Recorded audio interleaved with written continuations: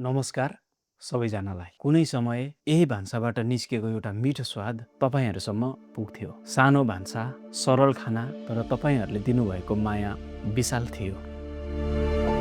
समय बित्दै गयो, जीवन आफ्नै गतिमा अघि बढ्यो र केही समयका लागि हामी सजिलो किचन च्यानलबाट टाढा भयौँ। सायद तपाईँहरूमध्ये कतिले सोच्नु पनि भयो होला, यो च्यानल अब कहाँ हरायो। साँचो कुरा के हो भने हामी हराएका थिएनौँ, केवल केही समयको लागि रोकिएका मात्र थियौँ। तर नेपाली खानाप्रतिको हाम्रो माया भने कहिले रोकिएन।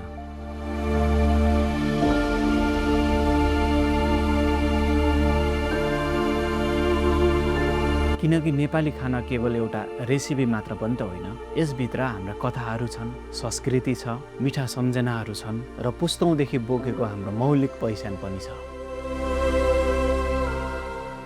त्यसैले आज हामी फेरि फर्किएका छौँ। यसपटक केवल खाना बनाउन मात्र होइन, हाम्रो खानाको जरा र कथा पनि खोज्नको लागि फर्किएका छौँ।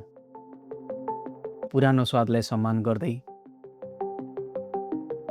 नयाँ तरिकाले हाम्रो संस्कृतिलाई नयाँ पुस्तासम्म पुर्याउनको लागि।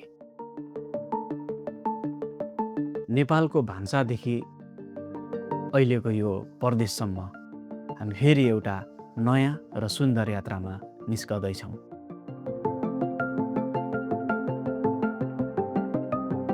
यदि तपाईँ पहिले पनि हाम्रो यात्राको हिस्सा हुनुहुन्थ्यो भने वा आज पहिलो पटक जोडिँदै हुनुहुन्छ भने हाम्रो यस च्यानललाई सब्सक्राइब गरेर हामीसँगै अघि बढ्नुहोला। किनकि सजिलो किचन फेरि फर्किएको छ। स्वाद उही, माया उही, तर यात्रा यसपटक अलि फरक र अझ खास हुनेछ।